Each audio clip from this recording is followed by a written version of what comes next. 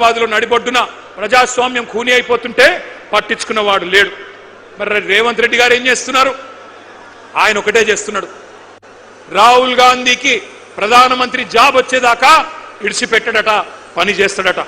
నిన్ను సీఎం చేసింది యువతకు జాబులు ఇవ్వమనా, లేకపోతే నిరుద్యోగి, రాజకీయ నిరుద్యోగి రాహుల్ గాంధీకి జాబ్ ఇవ్వమనా? ఆలోచించండి. మీకు గుర్తుండాలి, 2023 నవంబర్లో ఆ రోజు ఎన్నికల్లో రాష్ట్ర శాసనసభకి ఎన్నికలు జరిగితే ఆ రోజు కాంగ్రెస్ పార్టీ వాళ్ళు జాబ్ క్యాలెండర్ ప్రకటించారు. ఒక్కసారి ఫుల్ పేజ్ అడ్వర్టైజ్మెంట్లు ఇచ్చినారు. ఆ ఫుల్ పేజ్ ఒకసారి చూపెట్టాలని చెప్పి, ఆ స్లైడ్ వేయాలని చెప్పి మా వాళ్ళని కోరుతా ఉన్నాం. ఇది గుర్తుండాలి మీకు. కాంగ్రెస్ వాళ్ళు నవంబర్ 2023లో ఇచ్చిన జాబ్ క్యాలెండర్ అన్ని పత్రికల్లో అవినీతి సొమ్ముతో ఫస్ట్ పేజీలో ఫుల్ పేజ్ అడ్వర్టైజ్మెంట్. ఎన్ని ఉద్యోగాలు ఉన్నాయి? 2 లక్షల ఉద్యోగాలు మొట్టమొదటి సంవత్సరంలోనే భర్తీ చేస్తామని చెప్పారు. ఆ రోజు ఏమన్నారు?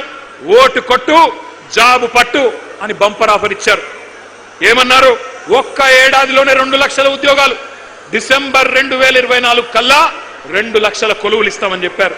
ఇవాళ జాబులు లేవు, జవాబులు లేవు, ఉద్యోగాలు లేవు, ఉలుకు లేదు, పలుకు లేదు. తెలుగు క్యాలెండర్ మారింది, ఇంగ్లీష్ క్యాలెండర్ మారింది, జాబ్ క్యాలెండర్ మాత్రం పత్తా లేదు.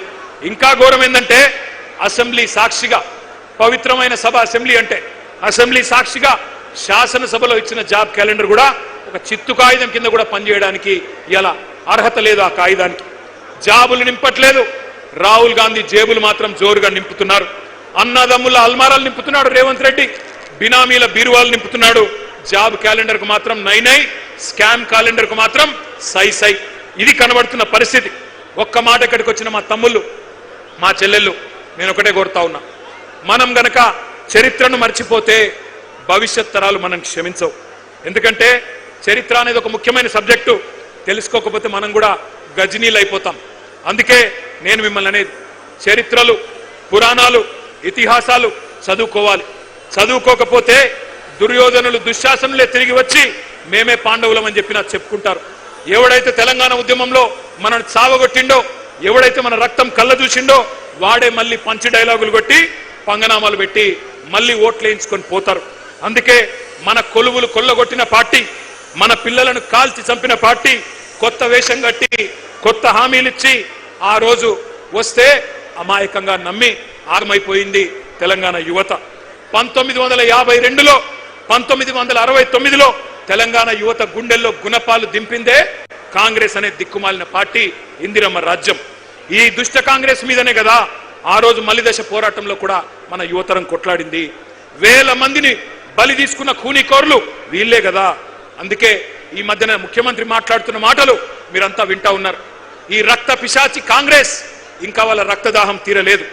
తెలంగాణ నెత్తురు రుచిమరిగిన పులి కాంగ్రెస్ ఇంకా కావాలని అడుగుతున్నది.